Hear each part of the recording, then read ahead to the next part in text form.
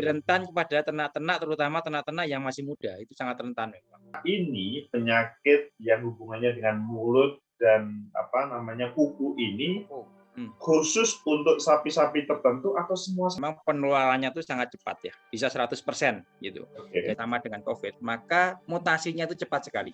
Zamannya Pak Harto itu hanya satu strain aja, strain O. Nah, sekarang kita sudah ada 12 atau 13 strain. Gitu. Oh, Nah, strain makanya itu dengan adanya Bismillahirrahmanirrahim. Assalamualaikum warahmatullahi wabarakatuh. Waalaikumsalam warahmatullahi wabarakatuh. Selamat malam, salam sejahtera untuk kita semua. Pemirsa, malam hari ini kita bisa berbincang dengan seorang dokter hewan yang luar biasa. Namanya Dr. Sugiarto. Panggilannya Mas Oki. Begitu ya Mas Oki ya? Iya, betul.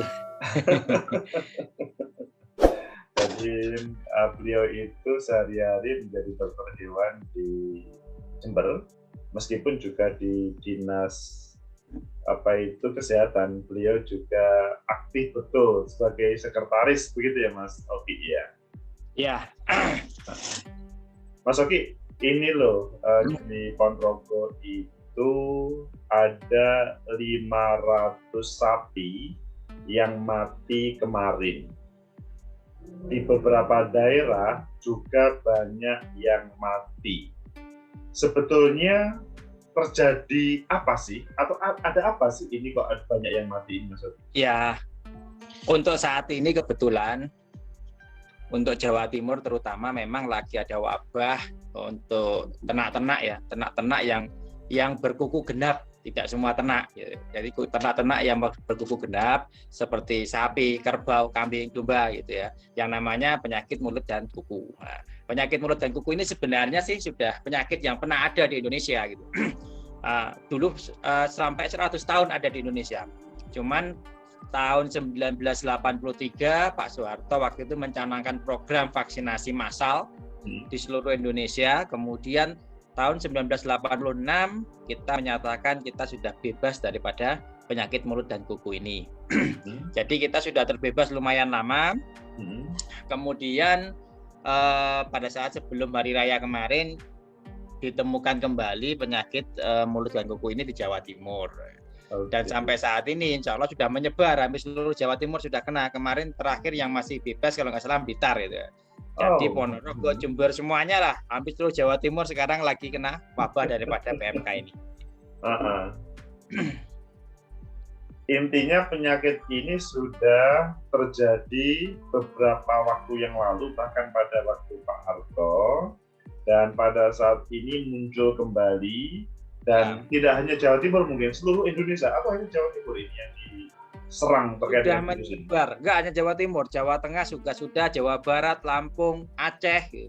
Sudah menyebar hampir sebagian besar lah di Indonesia gitu.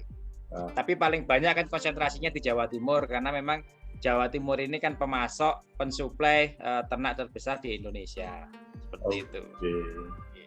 PMK ini penyakit yang hubungannya dengan mulut dan kuku ini khusus untuk sapi-sapi tertentu atau semua sapi? Misalkan sapi ternak, sapi perah, ataupun yang lainnya, gimana, Mas Oki? Ini menyerang semua sapi, semua ras sapi. Semua sapi. Iya, karena dia menyerang bukan hanya pada sapi, pada kerbau juga. Pokoknya yang kukunya itu genap. Kalau kuda enggak, karena kuda kan kukunya ganjil cuma satu gitu. Kemudian kambing domba juga, cuman pada kambing domba ini secara imunologi dia lebih tahan terhadap penyakit mulut dan kuku ini, sehingga efeknya terhadap kesehatan ternak itu cenderung lebih sedikit lah, lebih ringan daripada pada sapi. Ini memang lebih rentan kepada ternak-ternak, terutama ternak-ternak yang masih muda, itu sangat rentan. Jadi kuku genap. Iya. Bisa milih ini. Gimana ya? Rasionalisasinya bagaimana kan? Genap ganjil kok berpengaruh ya terhadap virus ini ya? Ya ini virusnya bisa milih mana yang mau diserang. Ya mungkin saya yang bukan atau yang tidak pernah belajar tentang kedokteran hewan ini bingung juga, ini kok bisa ya genap ganjil, bedanya apa? Seperti kalau di DKI itu kan ada mobil kalau hari Senin itu hanya ganjil. Kalau Selasa itu genap. Mas Oki, kalau berbicara kemarin sampai 500 sapi di satu daerah, sekali lagi di Ponorogo, mungkin di daerah lain tidak sebanyak itu, tetapi juga mungkin banyak. Apakah hal itu virusnya ngumpul semua di Ponorogo, atau memang kebetulan di Ponorogo itu ada problem besar terkait dengan imun ini, Mas Oki? Ya, secara prinsip sebenarnya gini, penyakit ini memang penularannya itu sangat cepat ya, bisa 100% gitu. Okay. Jadi angka kesakitan atau morbiditasnya itu bisa 100%, tapi sebenarnya angka mortalitasnya itu sebenarnya rendah, 1-5% sebenarnya cuman gitu. Nah, pada saat ada kasus kematiannya banyak, ini yang masih menjadi suatu tanda tanya gitu loh. Apakah memang kasus di situ yang sakitnya itu memang luar biasa besar, sehingga 5%-nya itu sampai 500 gitu ya, atau memang ada faktor-faktor lain mungkin yang diserang ini yang banyak mati mungkin jenis sapi yang masih sangat muda, misalnya pedet dan sebagainya, yang memang secara imunologi sangat rentan lah terhadap PMK ini, atau mungkin ada infeksi sekunder, infeksi ikutan gitu loh. Atau memang dari sisi peternaknya ini kurang telaten gitu. Karena pada saat ternak itu kena PMK, apalagi kalau sudah kondisinya sudah sedang mengarah ke parah gitu kan, ternak ini kan sudah nggak bisa mengunyah lagi gitu. Jadi memang peternak ini yang harus kita latih, kita edukasi bagaimana mau nyuapin ternaknya gitu. Seperti itu ya. Kok mau nyuapin? Itu emangnya seperti COVID itu. Jadi seperti diserang dan selanjutnya seseorang itu, kalau kurang atau kalau di sini ada sapi, itu tidak mau makan, akhirnya kemudian meninggal gara-gara tidak mau makan itu. Atau gimana maksudnya? Bisa jadi. Jadi gini, ciri khas daripada penyakit ini kan pertama suhunya tinggi, demam tinggi ya, 41 derajat. Sapi ya, itu juga demam ya? Sapinya demam, ya. Dengan adanya demam yang sangat tinggi 41 derajat itu secara otomatis tubuhnya itu lemah. Tubuhnya sangat lemah, kemudian nafsu makan pasti nggak ada.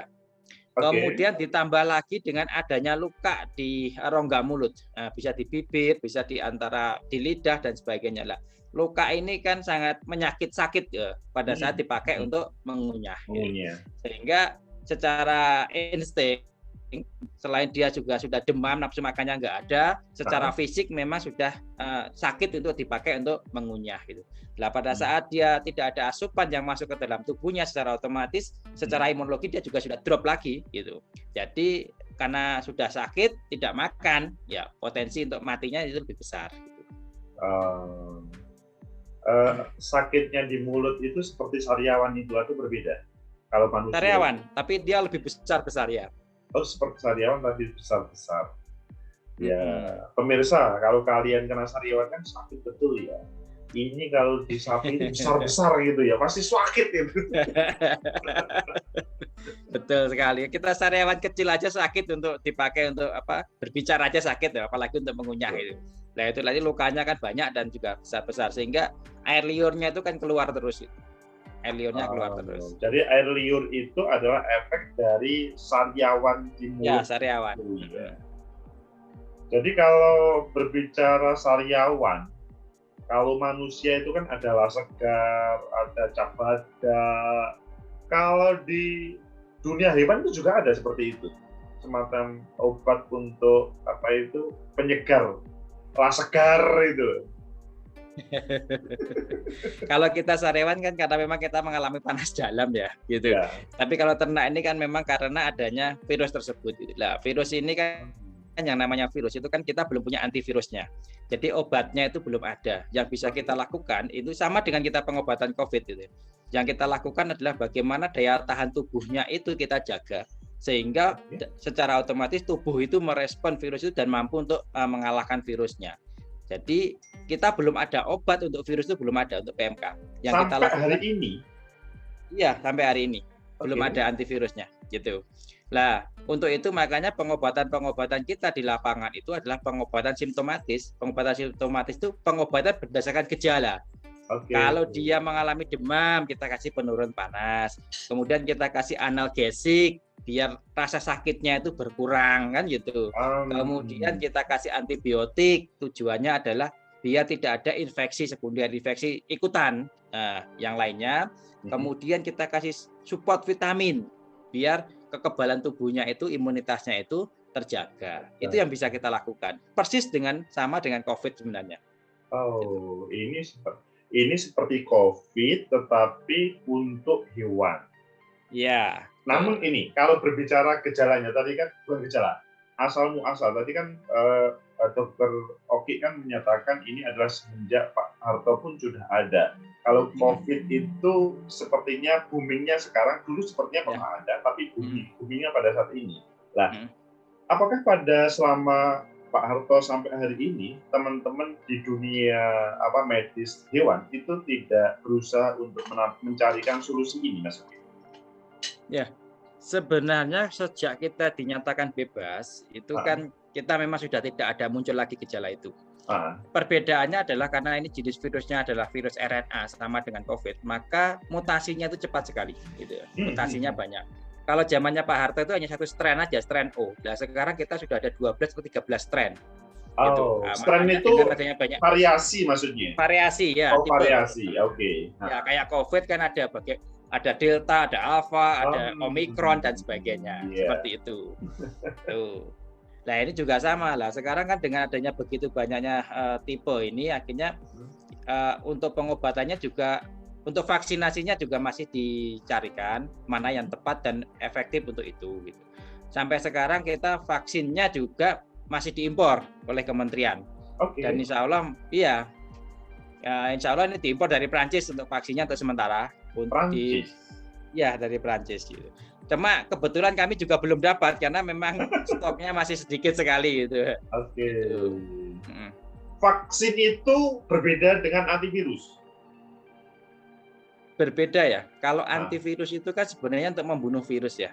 Kalau vaksin ini kan sebenarnya virus yang dilemahkan. Itu ya. Jadi gunanya adalah untuk merangsang biar tubuh itu membentuk imunitas terhadap virus ini gitu. Nah, jadi nanti kalau memang ada virus yang betulan yang masuk, tubuh langsung bisa merespon dan bisa menghancurkan virus itu sehingga tidak jadi sakit. Fungsinya hanya seperti itu sebenarnya. Oke, jadi sifatnya itu bagaimana imun sapi itu menjadi kuat meskipun bukan antivirus begitu ya. Ya, meskipun terpapar dia kuat gitu. Mas Oki, saya itu mendengar informasi, nggak tahu ini benar atau salah, mungkin bisa diklarifikasi, bahwa pada kesempatan ini yang terkena PMK itu adalah sapi-sapi atau ternak yang mereka makan dari makanan pabrik, konsentrat dan lain-lainnya. Kalau yang alami itu tidak. Apakah informasi itu betul? Sebenarnya sih saya rasa tidak betul ya. Gitu. Oh, tidak betul. Karena justru kalau ada dia makannya dengan konsentrat, maka gizinya itu lebih terpenuhi. Gitu. Ya cuma memang secara alami yang namanya ternak itu ya makannya rumput gitu. Secara alami. Itu kan alaminya kan seperti itu. Gitu. Tapi saya rasa informasi seperti itu tidak benar. Karena memang virus ini kan menyerang semua ternak. Terlepas dari dia makan rumput atau makan tahu atau makan tempe atau makan apapun gitu ya. Nah, yang bisa menyelamatkan ternak itu adalah kekebalan tubuhnya dia gitu. Semakin dia kuat, maka dia mampu untuk melawan virus tersebut. Semakin dia lemah, maka dia semakin cepat mengalami kesakitan. Ya memang kalau sekarang penyebarannya lebih pesat, lebih ini gitu. Itu karena memang musim juga berpengaruh besar. Di mana akhir-akhir ini kan memang hujan begitu sering, hujan malam, pagi, siang, hampir semuanya hujan terus gitu. Sehingga kondisi daripada ternak itu sendiri juga lagi drop. Gitu. Belum lagi virus ini kan yang kenapa penyebarannya begitu cepat gitu ya. Karena itu bisa menyebar lewat udara. Bahkan hasil penelitiannya itu secara teoritis dia bisa sampai 10 kilo. Gitu. Lah kalau di sini kena 10 kilo, sana bisa sampai 10 kilo. Berarti kan wajar kalau memang penyebarannya sangat cepat gitu. Apalagi sapi itu tidak seperti manusia yang pakai masker ya. Nah, ya itu mau dimaskerin sebenarnya juga kelihatannya butuh masker untuk sapi juga gitu. Jadi agak sulit ya mendidik sapi itu, karena kalau manusia mungkin ya ada instruksi yang sifatnya keras atau ada proses edukasi selanjutnya memakai masker. Ini sapi agak kesulitan mungkin ya. Nah, lanjutan informasi tadi itu ada semacam skenario bahwa ini seperti proses COVID itu. Jadi ada orang yang memberikan semacam virus itu lewat makanan-makanan yang produk pabrikan begitu. Nah, saya itu kan ini betul atau tidak ya? Tapi kalau melihat dari yang mati-mati, paling banyak itu yang mereka yang makanannya ada hubungannya dengan agak pabrikan. Kalau yang alami tadi agak berbeda. Ini gimana, Mas Ogi? Dr. Ogi? Ya, kalau menurut saya sih, saya nggak tahu pasti yang di sana ya, di Ponorogo. Cuman kalau menurut saya, ini hanya faktor pemiliknya saja. Gitu. Kalau yang biasanya memberi makan dengan makanan jadi itu biasanya jumlah ternaknya banyak. Kedekatan dia terhadap ternak peliharaannya itu kurang dekat, gitu ya. Artinya secara psikologi kurang dekat gitu. Berbeda dengan masyarakat yang memang setiap hari memberi rumput. Jadi dia lebih care terhadap ternaknya. Gitu. Ya mungkin kalau ternaknya nggak mau makan dia mau nyuapin gitu. Kalau peternakan yang dengan pakan pabrik itu kan rata-rata skala besar ya gitu. Kalau nyuapin semua kelihatannya kurang care terhadap itu. Mungkin itu salah satu faktornya, sama-sama kena tapi yang lain bisa selamat, yang lain enggak, mungkin di situ ya. Lebih care peternak-peternak yang memang peternak-peternak tradisional itu lebih care terhadap ternaknya gitu. Jadi karena perhatian itu selanjutnya sapinya menjadi lebih sehat gitu ya, terurus lah. Nah, ini kan sebentar lagi atau 22 hari lagi akan Idul Adha, Idul Kurban. Betul. Apakah sapi-sapi atau ternak yang terkena PMK dalam bahasa kedokteran hewan itu aman atau membahayakan untuk dikonsumsi? Sebenarnya ini aman karena tidak bersifat zoonosis ya, jadi tidak menular kepada manusia. Jadi dagingnya mau dikonsumsi aman gitu. Cuman ada beberapa bagian yang nanti berpotensi untuk menularkan. Jadi kalau dipotong di sini, nanti dibawa pulang ke kecamatan lain, nanti bisa menularkan ke ternak yang tidak ada di kecamatan tersebut. Artinya yang bisa menjadi agen penularan itu dari dagingnya itu.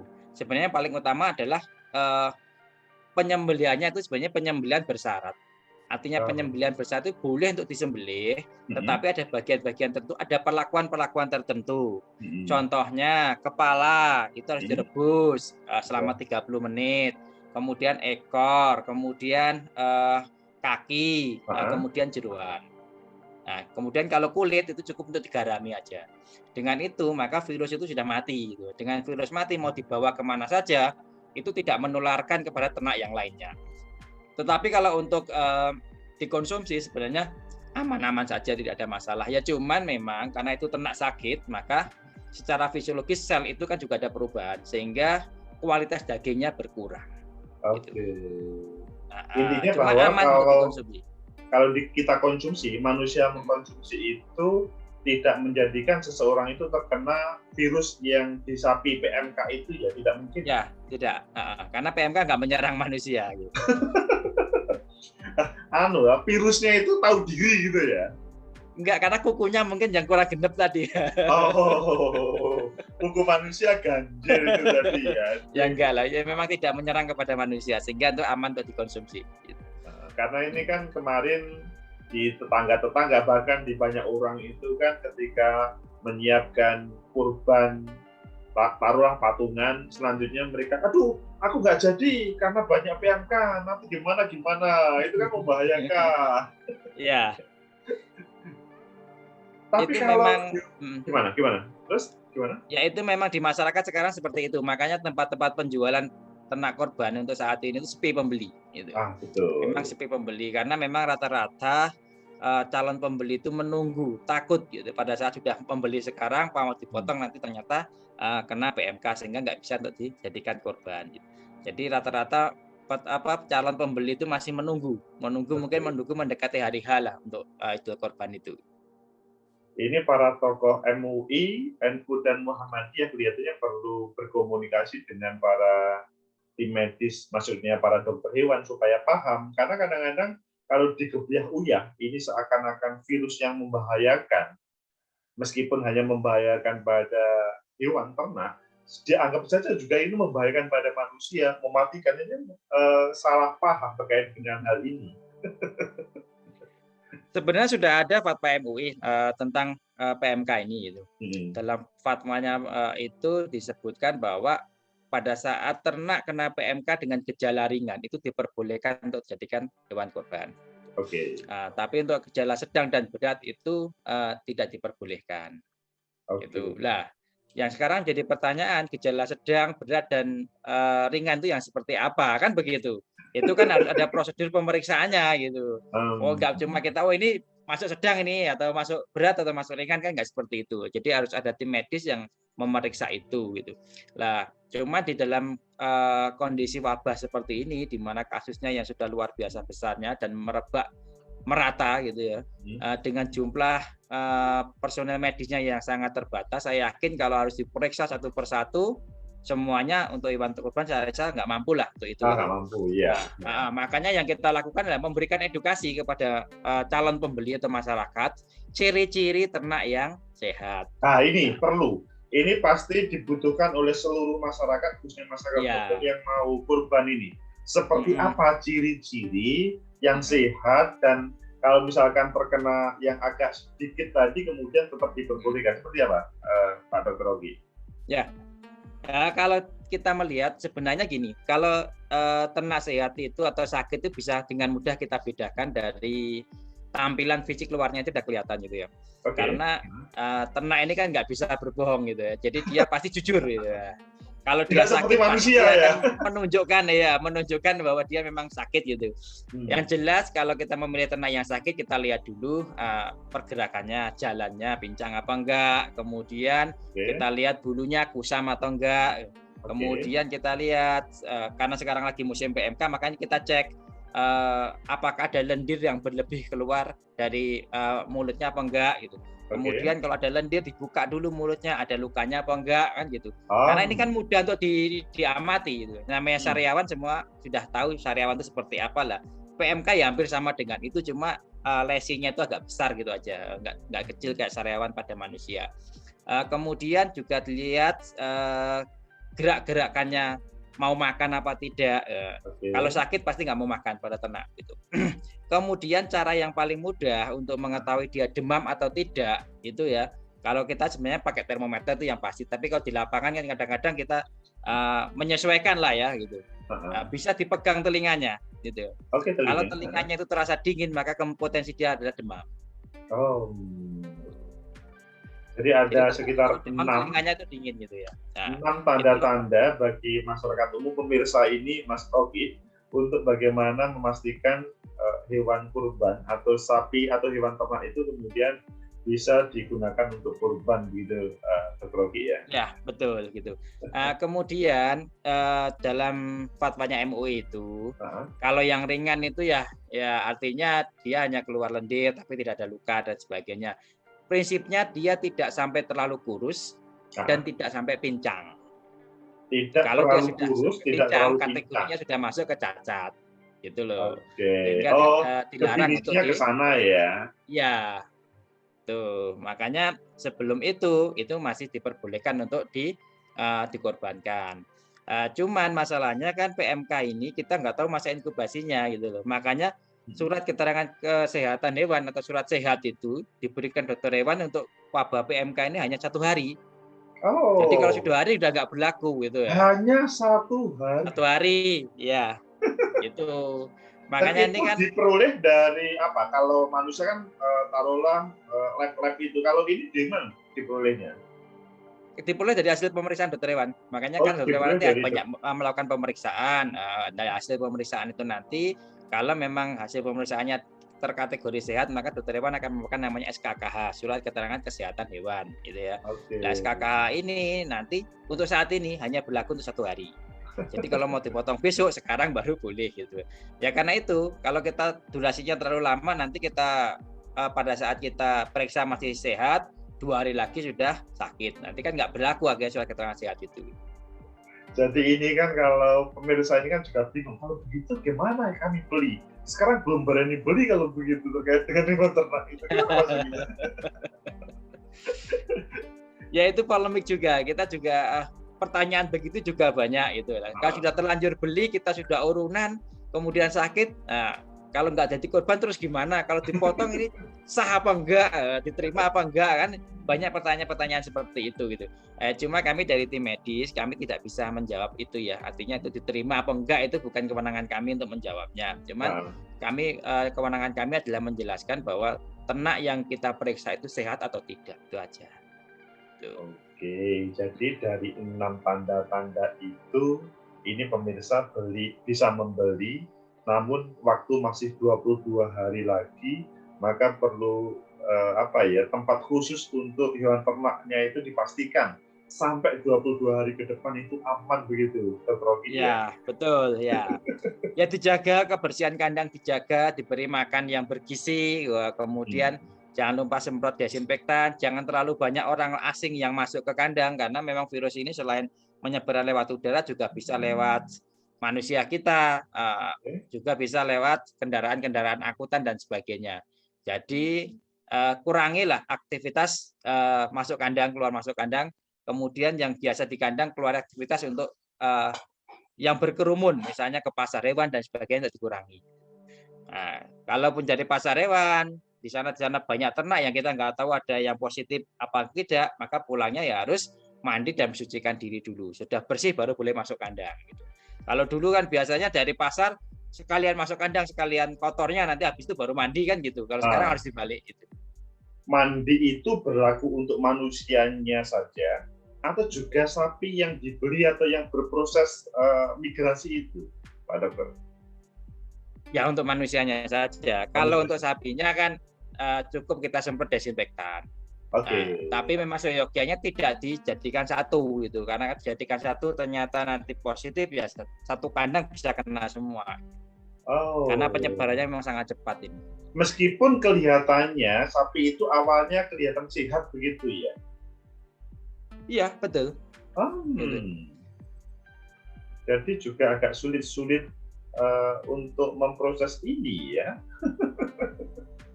Memang ini lebih sulit kalau kami katakan lebih sulit daripada COVID ya. Kalau COVID dengan menjaga jarak kita aman gitu ya. Kalau ini jarak masa kita harus menjaga jarak 10 kilo kan juga kan nggak mungkin gitu. Nah, makanya ini lebih sulit karena penyebarannya memang sangat besar gitu.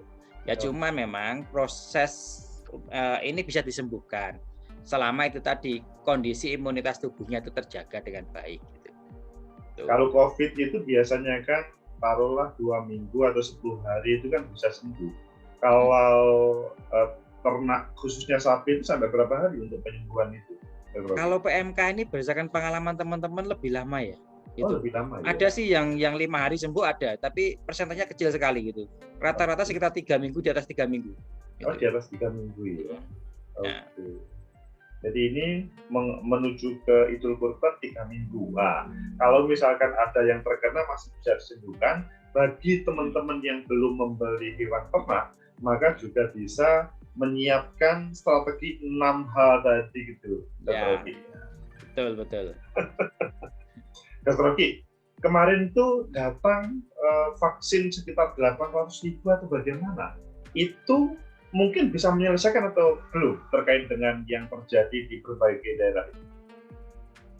Ya itu sangat jauh lah dari populasi kita. 800.000 itu kan untuk nasional ya, nasional. Kemudian itu memang masih difokuskan untuk sapi perah. Kenapa sapi perah dulu yang lebih diutamakan atau diprioritaskan? Karena sapi perah ini kerugiannya ada 2. Rugi dari susu, rugi dari daging atau ternaknya. Kalau sapi potong kan rugi dari ternaknya saja gitu. Nah, itu makanya lebih diprioritaskan untuk sapi perah dulu. Jadi 800.000 itu hanya untuk sapi perah. Jawa Timur aja mungkin sudah hampir habis itu nanti itu.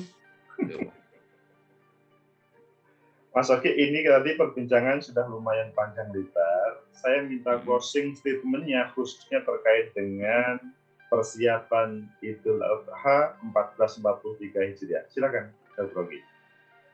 Iya, secara prinsip memang ini musibah ya. PMK ini musibah untuk kita semuanya. Jadi juga kita mengambil hikmah lah dari adanya penyakit ini gitu. Yang jelas adanya penyakit ini tidak mengurangi kekhusyukan masyarakat untuk melaksanakan ibadah Idul Adha. Korban tetap bisa